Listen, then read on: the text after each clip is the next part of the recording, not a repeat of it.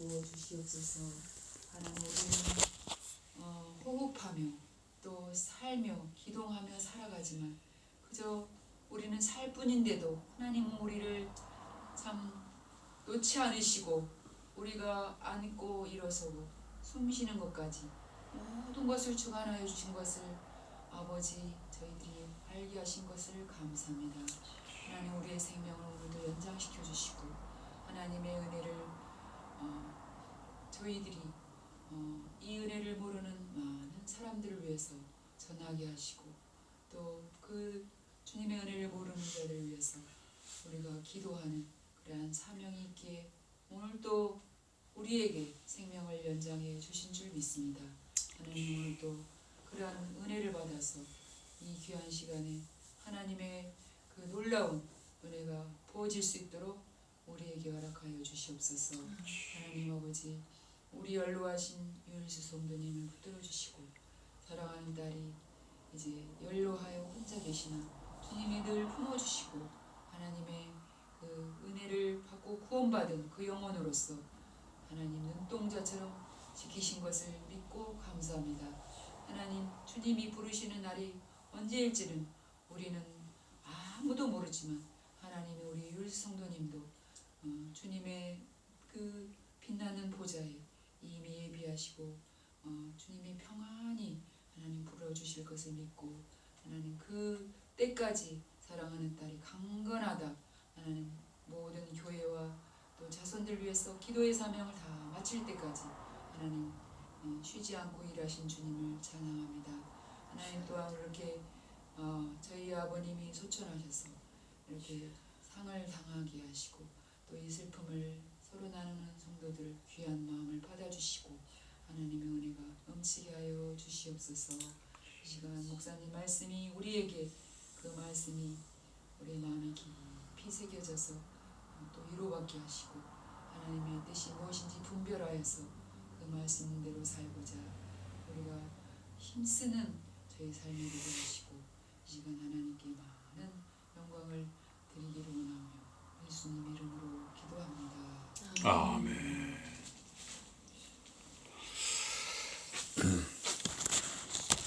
우리 하나님 말씀 사무엘하 6장입니다. 사무엘하 6장 1절부터 보시겠습니다. 사무엘하 6장 1절부터입니다. 사무엘하 6장 1절부터 다윗이 이스라엘에서 뽑은 무리 3만 명을 다시 모으고 다윗이 일어나 자기와 함께 있는 모든 사람과 더불어 바알레 유다로 가서 거기서 하나님의 궤를 메어 오려 하니 그 궤는 그룹들 사이에 좌정하신 만군의 여호와의 이름으로 불리는 것이라. 그들이 하나님의 궤를 새 수레에 싣고 산에 있는 아비나답의 집에서 나오는데 아비나답의 아들 우사와 아효가 그 새 수레를 모으니라. 그들이 산에 있는 아비나답의 집에서 하나님의 궤를 싣고 나올 때에 아효는 궤 앞에서 가고 다윗과 이스라엘 온 족속은 잣나무로 만든 여러 가지 악기와 수금과 비파와 소고와 양금과 제금으로 여호와 앞에서 연주하더라. 그들이 나곤의 타작마당에 이르러서는 소들이 뛰므로 우사가 손을 들어 하나님의 궤를 붙들었더니 여호와 하나님이 우사가 잘못함으로 말미암아 진노하사 그를 그곳에서 치시니 그가 거기 하나님의 궤 곁에서 죽으니라. 여호와께서 우사를 치심으로 다윗이 분하여 그곳을 베레스 우사라 부르니 그 이름이 오늘날까지 이르니라. 다윗이 그날에 여호와를 두려워하여 이르되 여호와의 궤가 어찌 내게로 오리요 하고 다윗이 여호와의 궤를 즐겨 다윗 성 자기에게로 메어 가기를 즐겨하지 아니하고 가드 사람 오벳 에돔의 집으로 메어 간지라. 여호와의 궤가 가드 사람 오벳 에돔의 집에 석 달을 있었는데 여호와께서 오벳 에돔과 그의 온 집에 복을 주시니라. 원래 23절까지인데 여기까지만 봉독하도록 하겠습니다. 오늘 말씀 제목은 하나님께 묻고 공감하는 삶. 하나님께 묻고 공감하는 삶입니다. 공감.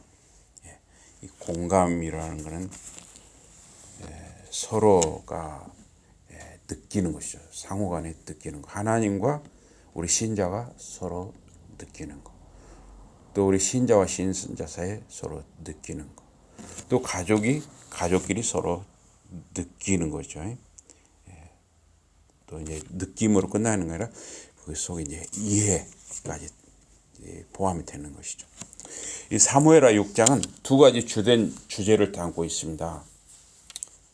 이 궤, 하나님의 궤, 이 언약궤를 예루살렘으로 옮기는 것. 또 하나는 다윗과 미갈의 이 불려바움, 이 두 가지를 다루고 있습니다. 미갈은 다윗의 여러 아내 중에 한 사람, 사울의 딸이었는데 다윗과 미갈의 이런 불협화음, 불화, 이 내용도 들어 있습니다. 그래서 1절에 보면은 다윗이 이스라엘에서 뽑은 무리 3만 명을 다시 모았다 그랬어요. 3만 명. 3만 명이면 굉장히 많은 숫자입니다. 우리 진천 인구가 지금 9만 명 정도가 됐어요. 그러면 진천 인구의 3분의 1이 3만 명이에요. 그러니까 굉장히 많은 숫자입니다.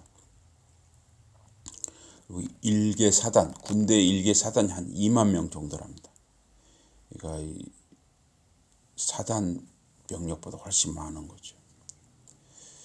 그러면 이 다윗 왕은 단순하게 이 궤, 하나님의 언약궤를 이렇게 옮기는데 왜 그토록 많은 용사, 이 군대를 동원했을까?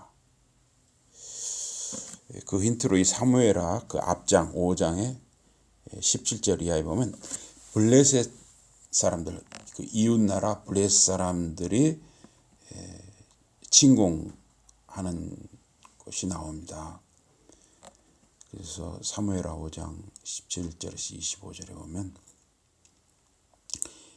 이스라엘이 이렇게 다윗에게 기름을 부어서 이스라엘 왕을 세웠습니다. 맨 처음에는 하나님이 사무엘 선지자를 통해서 다윗에게 기름을 부었죠. 또 이제 사울 왕이 죽고 사울 왕이 다스렸던 왕국이 사실은 이제 망하고 다윗이 유다와 이스라엘 남과 북 모든 나라의 12지파의 온 나라의 어떤 통일 왕국의 왕으로서 또 이제 또 기름 부음을 받았습니다. 그래서 다윗은 세 차례 그 세 차례 기름 부는 과정이 한 10여 년 됐거든요. 그래서 이 세 차례 기름 부음을 받고 이제 정말 정식으로 이스라엘의 통일 왕국의 왕이 되었습니다. 근데 이 소식을 듣고 이웃 나라 이 블레셋 군대가 쳐들어왔어요. 두 차례 쳐들어왔습니다. 그래서 이 두 차례 쳐들어온 그 군대를 다윗이 군대를 이끌고 가서 물리친 것이죠. 두 차례 다. 그래서 이제 6장에 보면 이 6장 1절에 다윗이 군대 3만 명을 이렇게 동원했는데 이거는 혹시 이 언약궤 하나님의 궤를 옮기는 건 굉장히 국가적으로 큰 행사였기 때문에 이런 국가적인 큰 행사에 혹시 블레셋 군대가 기습적으로 침략을 해서 도발하는 것을 대비하는 것일 수 있습니다. 아니면은 다윗은 그 언약궤 하나님 언약궤를 옮기는 과정에서 유다와 이스라엘의 12지파 이 통일 왕국의 왕으로서 어떤 위험, 세력 이런 걸 온 나라에 이스라엘 백성과 온 나라에 또 이웃 나라들에 과시하기 위해서 그랬을 수도 있어요. 그러나 여기 뭐 딱 성경에 그게 명확히 안 나와 있기 때문에 우리가 추정만 하는 것이죠. 그래서 보면 여기 하나님의 궤 그랬어요. 하나님의 궤, 언약 궤인데 이 궤라는 건 원래 상자란 뜻이거든요. 상좌 궤거든요. 상좌 궤. 그리고 이제 아카시아 나무로 만든 상자예요. 그래서 되게 1비트가 한 30 내지 40cm거든요. 그러면 40cm라고 했을 때 1비트가 40cm라고 했을 때 2비트면 80cm. 그러니까 2.5비트면 1m 1m에 또 4비트, 그러니까 길이가 4비트예요. 그러면 40한 1.6m, 그 정도 크기예요. 그러니까 이 강대상 정도겠네요. 강대상 정도. 그런데 여기 이제 이 궤가 왜 이렇게 중요한데 이 상자가 왜 이렇게 중요한데 이렇게 다윗이 군대를 3만 명이나 동원하고 이랬느냐는 것이죠. 이 궤는 광야 시대에 만들어졌습니다. 그러니까 하나님이 모세를 지도자로 세워서 430년 동안 애굽에서 종살이하던 이스라엘 백성을 이제 노예에서 해방시켜서 광야로 이끌어내죠. 그래서 광야 시대에 하나님이 이스라엘 백성을 이렇게 율법을 주시고 훈련을 시키시죠. 그 광야 시대에 하나님께서 이스라엘 백성에게 예배가 무엇인지를 알려주기 위해서 이 궤를 하나님이 모세를 통해서 만들게 하신 것이죠. 그래서 이 궤는 하나님의 임재와 관련이 있습니다. 임재, 하나님 임재, 이건 하나님이 그곳에 계신다, 하나님이 함께 하신다, 이 임재죠. 그래서 일부 학자들은 이 궤, 이 언약궤의 기능을 세 가지로 말합니다. 어떤 전쟁 수호신 같은 역할, 그다음에 성전, 축소된 이동식 성전 역할, 그다음에 보관함, 이 세 가지 기능으로 보는 것입니다. 이 보관함은 그 속에 십계명, 두 돌판, 하나님이 직접 두 돌판에 새겨주신 그 십계명을 거기다 보관을 했었죠. 그래서 이 언약궤를 야훼의 발등상, 하나님의 발등상이라고도 하고, 또 하나님의 보좌, 하나님의 그 보좌로도 봅니다. 또 어떤 신학자는 이 궤 언약궤를 하나님의 도움의 맹세, 하나님의 택한 백성을 도와주신다는 맹세가 그 궤가 의미하는 것이다, 이렇게도 말을 합니다. 근데 이 언약궤 이 뚜껑 위에 그룹이 이렇게 나란히 서 있습니다. 이렇게 이런 식으로 이렇게 돼 있어요. 여러분들이 이제 이 스마트폰에 언약궤 이렇게 쳐보면 이런 사진들이 많이 있거든요. 그래서 이게 어떻게 보면 어떤 천사, 일종의 천사예요, 그룹은. 그런데 이렇게 위로 날개로 덮고 또 아래를 가리고 있고 이런 모습이에요. 그러니까 이 뚜껑이, 언약궤 이 뚜껑 위 이렇게 이 그룹이 이렇게 덮고 있는 이 공간 있죠. 여기를 이제 시은 좌라고 하거든요. 머시 시트라고 해요. 머시 시트. 그래서 이제 은혜의 자리, 은혜의 보좌라는 뜻이죠. 그래서 이제 그곳에 하나님이 임재하신다, 이렇게 보는 것이죠. 그래서 여기도 보면 2절에 그렇게 나오죠. 2절 뒷부분에 만군의 야훼의 이름이 그룹 위에 좌정에 있다. 만군의 하나님의 이름이 그 그룹 위에 자정해 있다. 이렇게 하나님이 거기서 계신다, 임재하신다 이런 뜻입니다. 여기 그런데 이 3절에 보면 그들이 하나님의 교회를 새 수레에 싣고 산에 있는 아비나답의 집에서 나오는데 그랬어요.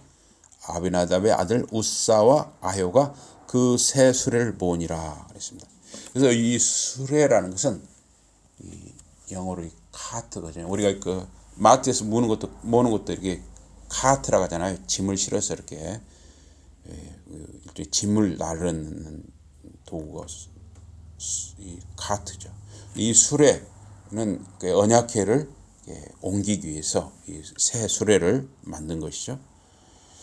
또 이제 이 체리엇이라는 게 있습니다. 이제 일종의 마차, 그거는 이제 짐도 실지만 되게 사람이 타고 이동하는 걸 이게 체리엇이라고 하죠. 이 사람이 타는 마차는 아니고 그냥 카트, 전적으로 그 하나님 언약궤만 옮기기 위해서 새 수레를 만들었습니다. 이 새 수레, 새 것, 이 새 것이라는 것은 순결함, 또 효율성을 뜻합니다. 자동차도 그래도 새 자동차가 더 아무래도 고장날 확률은 더 적잖아요. 이렇게 효율성, 순결함과 효율성이.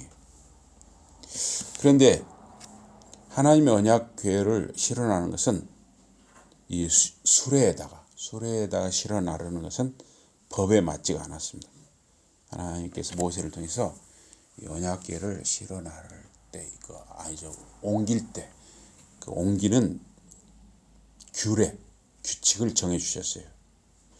그래서 민수기 7장 9절에 보면 고핫 자손에게는 주지 아니하였으니 그들의 성소의 직임은 그 어깨로 매는 일을 하는 까닭이다. 그러니까 하나님의 언약궤를 사람이 매도록 했어요. 그러니까 지금은 잘 안 하지만 옛날에 상여를 맬 때 사람들이 이렇게 6사람이나 8사람 또는 10사람이 한 조가 돼서 상여를 매잖아요. 이 언약궤는 대개 6사람이 한 조가 돼서 어깨에 매고 이렇게 옮겨야 됐습니다. 그것도 아무나 매는 것이 아니라 레위 지파 사람들 또는 제사장들이 어깨에 매게 되어 있었습니다. 근데 여기 보면 아비나답의 집이 언덕 위에 있었다고 그랬어요.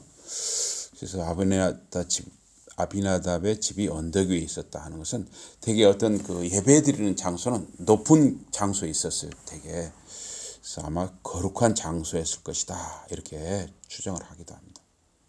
그래서 이 우사는 이 아비나답의 아마 손자였을 것이다. 이렇게 보죠.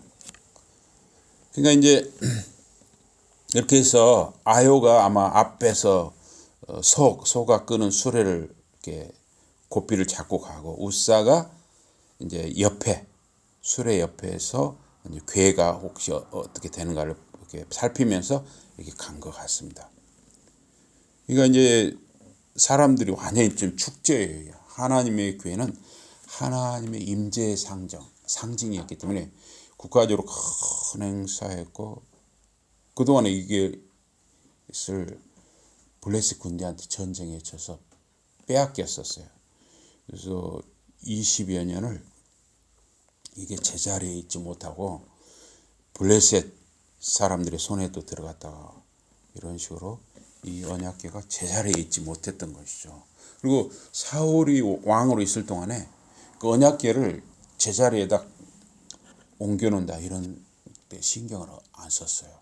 다윗 왕이 됐을 때 하나님의 언약궤를 제자리로 옮겨야겠다. 이게 있었던 것이죠. 그러니까 사울 왕과 다윗 왕의 차이이기도 하죠. 다윗 왕은 왕의 자리에 올랐을 때 하나님의 일을 이렇게 생각하는 사람이었죠. 그래서 여기 5절에 보면 다윗과 이스라엘 온 족속은 잣나무로 만든 여러 가지 악기와 수금과 비파와 소고와 양금과 재금으로 여호와 앞에서 연주하더라고요. 완전히 지금 이스라엘 백성에게는 축제였어요. 하나님의 교회가 이제 제자리로 옮겨진다. 그러니까 너무나 사람들이 감격하고 기뻤습니다.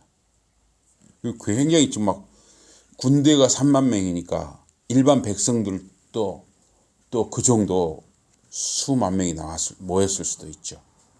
그런데 6절에서 아주 무서운 일이 생겼어요.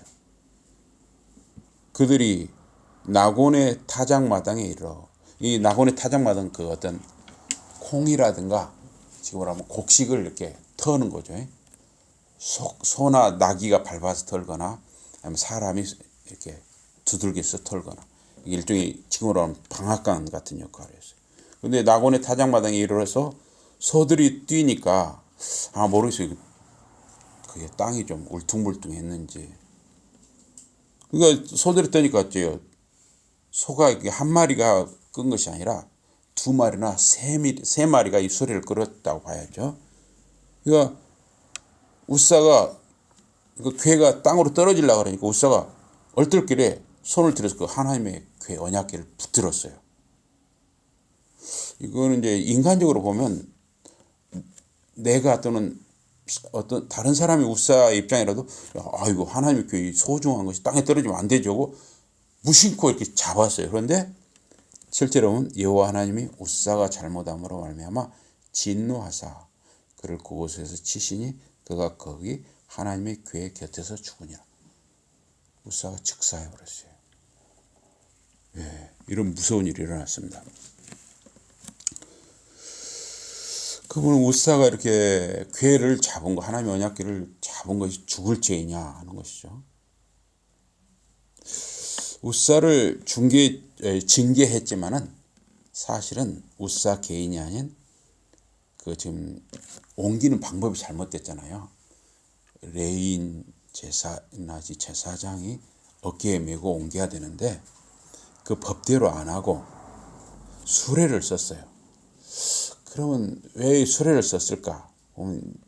좀 다윗 왕이 군대도 많이 동원하고 백성도 많이 나오니까 뭔가 과시하고 싶은 자기의 권력이나 왕권을 과시하고 싶은 어떤 교만이 좀 다윗 왕에게 있었을 수 있습니다. 그러니까 사람은 좀 아주 잘 나갈 때 조심해야죠. 어떻게 보면 다윗 왕도 좀 잘 나갈 때란 말이에요. 자기 대적자인 자기를 죽이려고 쫓아다니던 사울 왕도 죽었고 사울 왕가가 다 망했고 그야말로 다윗의 세상이잖아요. 그러니까 뭔가 지금 정말 어떤 전적으로 순수한 마음으로 하나님의 영광만 드러내야 되는데 그런 것보다도 혹시나 다윗 자신의 이름과 다윗의 명예와 다윗의 왕권을 이렇게 드러내려는 그런 게 있을 수가 있죠. 왜냐하면 6사람이 그 언약궤를 메면 어때요? 굉장히 좀 초라하게 보이잖아요. 그냥 조용하게 6사람 메고 가니면 얼마나 행렬이 초라하게 보이겠어요. 그런데 다 새 수레를 만들라고 수레도 좀 크게 만들었을 수 있죠. 새 것으로. 그래가지고 소가 막 한 마리가 아니라 2마리, 3마리, 혹시 모르겠어요. 4마리일 수도 있죠. 막 얼마나 웅장하게 보이겠습니까? 그리고 앞과 뒤에 3만 명의 군대가 이렇게 조를 나눠서 쫙 행렬을 하고 또 앞에 뒤에 막 여기 보면 악기가 다양하잖아요. 여러 가지 악기, 수금도 부는 사람, 비파도 부는 사람, 소고, 북도 작은 북, 큰 북, 북도 치는 사람, 양금, 재금, 막 여러 가지 나팔도 불고 막 얼마나 요란했겠어요. 그런 막 그 군악대라고 할까요? 그런 것도 지나가고 또 노래하는 사람도 있어요. 그죠? 막 지나가면 정말 구경거리였겠죠. 옛날에는 구경거리가 적은데 얼마나 큰 구경거리였겠습니까? 뭔가 다윗이 좀 순수한 마음을 잃어버렸을 수가 있는 것이죠. 그래서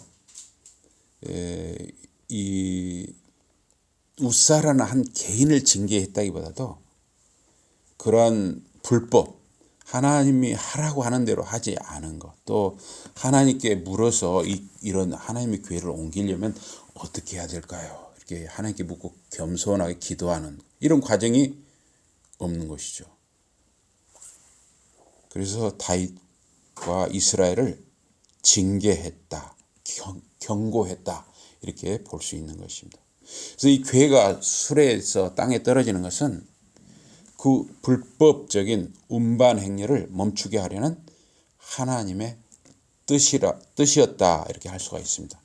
그래서 하나님의 임재를 상징하는 이 괴의 거룩함과 하나님의 의지, 즉 불법적인 방법으로 움직이는 그 수레 행위를 멈추게 하려는 그런 하나님의 의지를 우사가 무심코 설사 인간적으로 선한 의도로 했었다 할지라도 그런 거룩함과 하나님의 의지를 방해하고 무시하고 좌절시키는 그런 행동이 됐다는 것이죠. 그래서 우사가 그래서 어떻게 보면 인간적으로는 참 안타까운 죽음을 결과를 초래한 것입니다. 누구나 우사의 입장이라면 제가 우사라도 혹시 그렇게 했을 수도 있습니다. 그러나 하나님의 거룩함은 인간의 선한 또는 순수한 의지에 비해서 훨씬 하나님의 거룩함은 더 큰 것이죠. 인간적으로 아무리 그래도 그 사람을 그렇게 즉사를 시키시는가 할 수 있지만 이거는 인간의 이해를 뛰어넘는 그 하나님의 더 크신 신비와 뜻이 있을 수 있는 것입니다. 그래서 어떤 학자는 우사가 하나님께서 하나님 자신의 쉴 곳을 안식처를 선택하려는 자유를 우사가 막았기 때문이다 이렇게 보기도 하는 것입니다. 그래서 이것은 다윗에 대한 또 이스라엘에 대한 경고였다고 할 수 있습니다. 그래서 이 괴를 옮기는 과업을 착수하기 전에 하나님께서는 상의하지 않았기 때문입니다. 상의.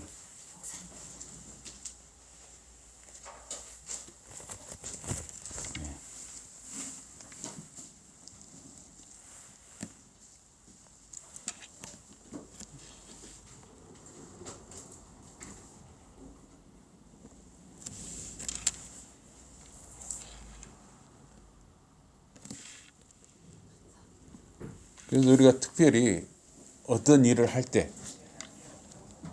특별히 우리가 하나님의 일을 한다고 할 때, 또 어떤 개인적인 자신의 일을 할 때 하나님께 묻는 거, 기도하는 거, 또 그것이 성경적으로 내가 지금 하고자 하는 일이 절차가 정말 성경적으로 잘 부합하는가 이런 걸 살피는 거, 이게 참 중요하다 하는 것입니다. 오늘날에도 우사의 죽음은 그래서 다윗과 이스라엘에게 큰 충격을 주었습니다.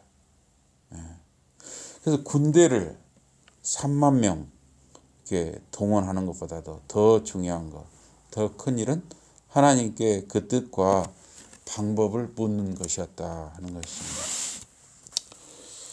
역대상 15장 13절에 보면 전에는 너희가 매지 아니하였으므로 우리 하나님 여호와께서 우리를 충돌하셨나니 이는 우리가 규례대로 저에게 구하지 아니하였습니다. 그랬어요. 이 하나님께 묻는 것, 규례와 법도를 살피는 일은 지금도 중요한 것입니다. 그래서 레위 사람들이 규례대로 궤를 메고 옮기지 않은 것이 이 잘못이었습니다. 그래서 사무엘상 4장 4절과 11절에 보면 이에 백성이 실로에 보내어 그룹 사이에 계신 만군의 여호와의 언약궤를 거기서 가져왔고 엘리의 두 아들 홈니와 비느하스는 하나님의 언약궤와 함께 거기 있었더라. 하나님의 궤는 빼앗겼고 엘리의 두 아들 홈니와 비느하스는 죽임을 당하였더라. 그래서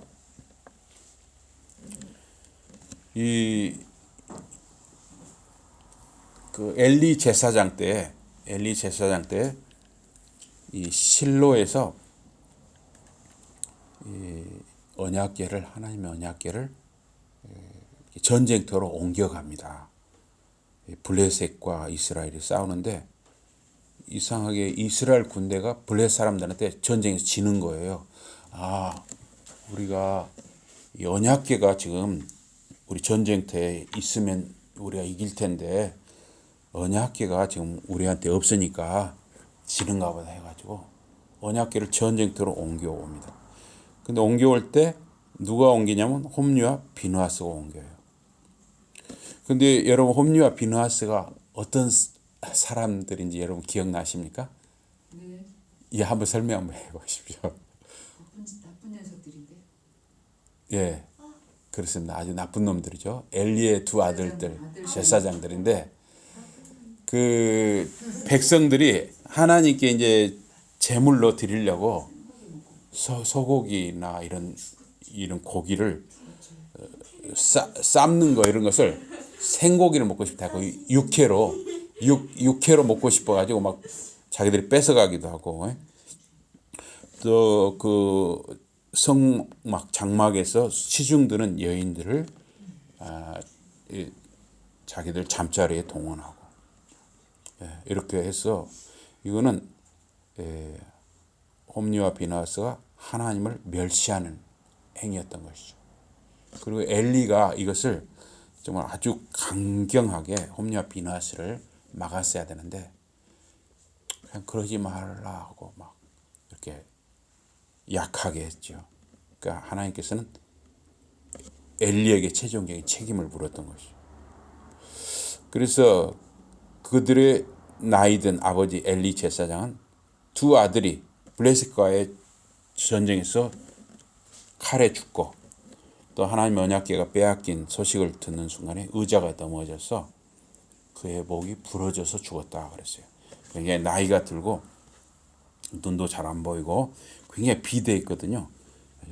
목이 부러져 죽었어요.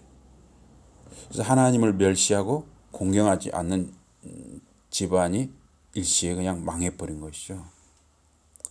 그래서 이 블레셋과 싸울 때 이스라엘 백성은 하나님의 언약궤만 자기들 옆에 있으면 우리는 전쟁에 승리한다. 그건 착각이었던 것이죠. 인간의 삶, 신자의 삶이 하나님 앞에 사람 앞에 바로 서야만 승리한다는 것이죠. 만약에 우리 예배자가 우리 평소의 삶이 이 홈리와 비느하스처럼 전혀 하나님의 뜻에 맞지 않는 삶을 산다면 우리가 홈리와 비느하스처럼 될 수가 있는 것이죠.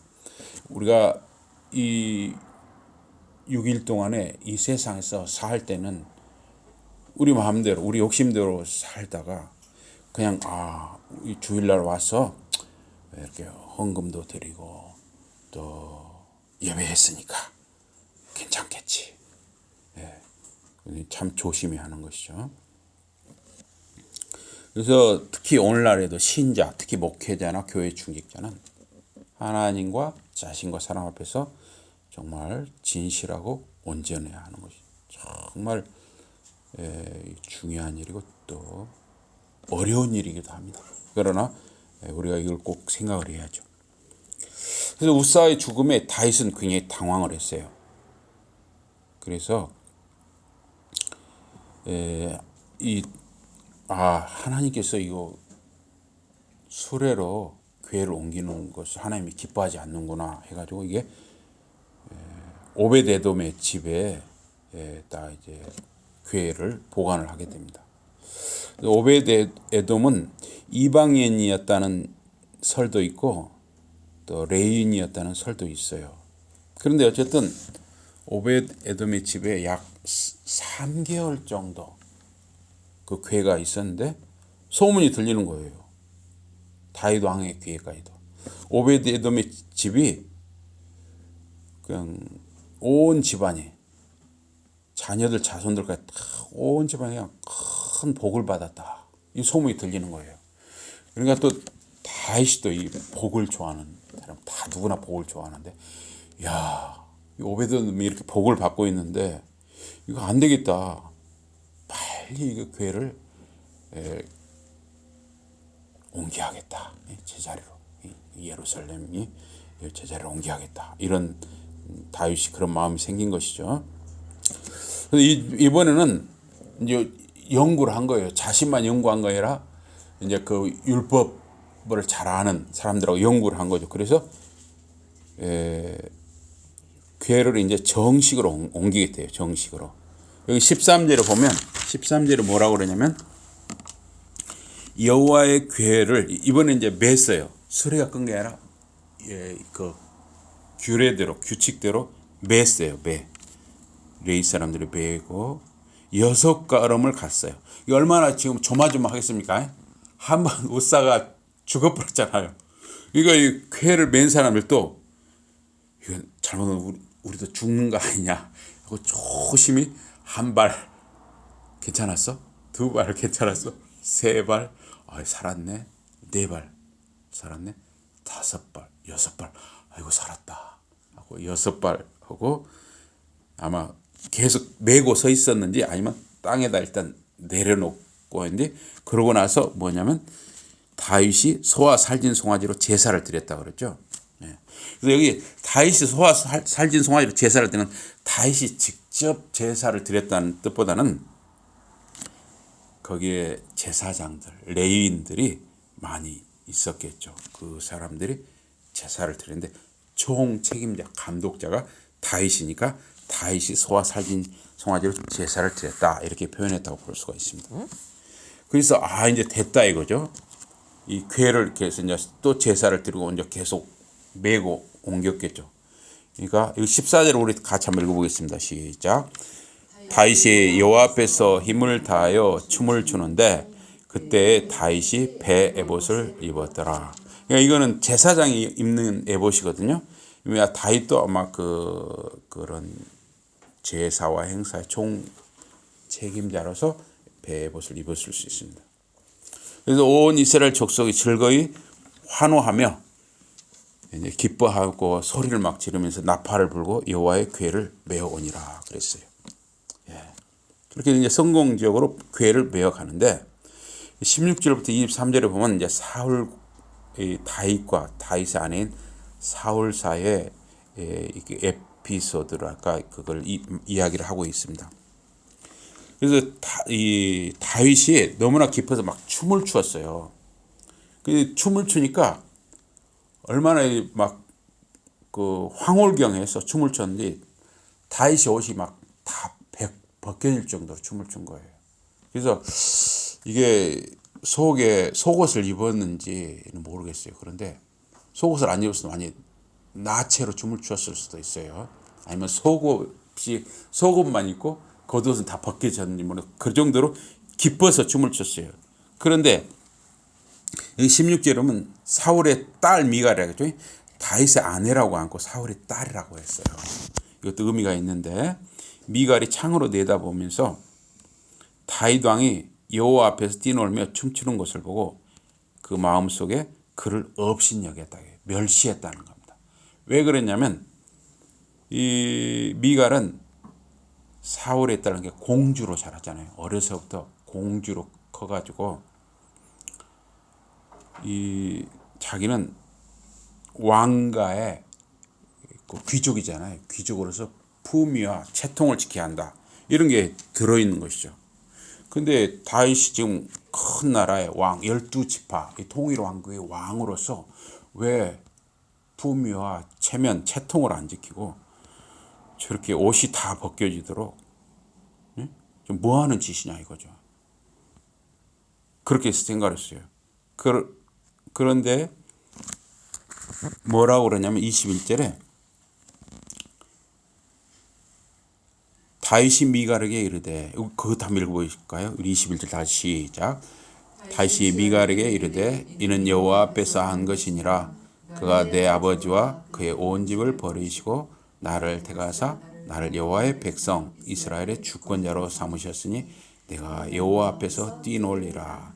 그러니까 설사 나체로 춤을 췄던 또 속옷은 입고 춤을 췄던 다윗이 그렇게 춤을 춘 것은 수십 년 동안 이방인들의 땅에 있던 그 하나님의 임재의 상징인 언약궤가 예배의 중심인 언약궤가 이제 제대로 자리를 잡고 이스라엘 왕국의 중심인 예루살렘에 이렇게 옮겨진 것을 기뻐한 것이죠. 정말 하나님과 함께하는 그 상징으로서 이 교회가 이제 이스라엘과 함께하고 다윗 왕가와 함께하는 거기에서 다윗이 너무나 기뻐서 그 기쁨의 춤을 추은 것이지만 사울의 딸 미갈은 다윗의 아내로서 내조자로서 남편인 다윗과 한 몸으로서 그런 신앙적인 공감, 일치 이런 게 전혀 없었다는 것이죠. 그냥 이 큰 이 기쁨의 잔치, 이 나라의 큰 하나님께 헌신하는 이 기쁨의 잔치에서 미갈은 단지 구경꾼이 되었다는 것입니다. 우리가 예배를 드린다든가 이렇게 정말 하나님과의 관계에서 어떤 일이 진행될 때 이렇게 구경꾼으로 그냥 판단하는 자로 미갈처럼 그런 입장에 설 수가 있죠. 결국은 그래서 미갈은 어떻게 되냐면 죽는 날까지 그에게 자식이 없더라 그랬어요. 그래서 미갈은 그 어떻게 보면 남편과의 어떤 그래서 결혼 관계가 끊어졌는지 그거 모르겠어요. 그런 어쨌든 다윗과 미갈 사이 그런 아내와 남편으로서의 사랑의 관계 이런 것도 잃어버리고 또 이 사울의 딸 미갈과 다윗은 어떤 비교가 되냐면 이제 다윗을 죽이려고 하고 다윗을 대적했던 사울은 죽었죠. 또 사울의 딸도 이렇게 죽는 날까지 자식이 없었죠. 이것은 사울 왕과는 완전히 쇠퇴하고 망하고 땅에서 없어지는 것을 상징하고 다윗 왕과는 하나님의 택함, 하나님의 기뻐하심을 입고 하나님의 합한 자로 또 그런 왕가로 더욱 강하게 든든히 서가는 것을 의미하기도 합니다. 그래서 예수님을 다윗의 자손 예수여 그렇게 이야기하죠. 또 마태복음에서도 아브라함과 다윗의 자손 예수 그리스도의 계보라 족보라 그렇게 나오고 있습니다. 이것은 결국 다윗 언약이라든가 아브라함 언약 이런 하나님이 주신 언약은 하나님의 아들 다윗의 자손으로 오신 하나님의 아들 예수님을 통해서 다 성취가 되는 것이죠. 그래서 이것은 이제 하나님의 아들로 오신 예수님을 통해서 성취되는 그 하나님 나라의 어떤 기초가 이제 세워지는 의미도 이 사무엘하 6장에 들어있는 것입니다.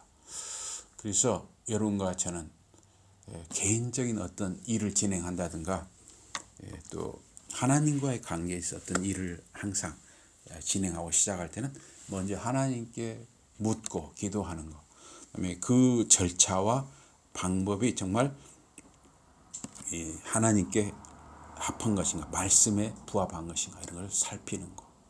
그 다음에 아내와 남편 사이, 신자와 신자 사이, 가족과 가족끼리 서로 정말 믿음 안에서 공감하고 이해하는 이런 관계, 이러한 복된 그런 신자로 살아가기를 주님 이름으로 축복합니다.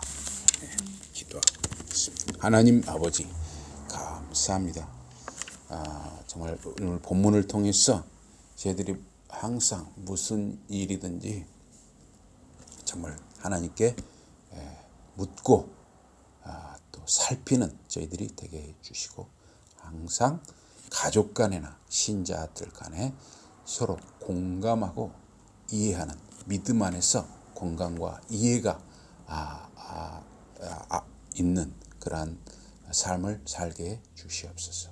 예수 이름으로 감사 기도드리옵나이다. 아멘.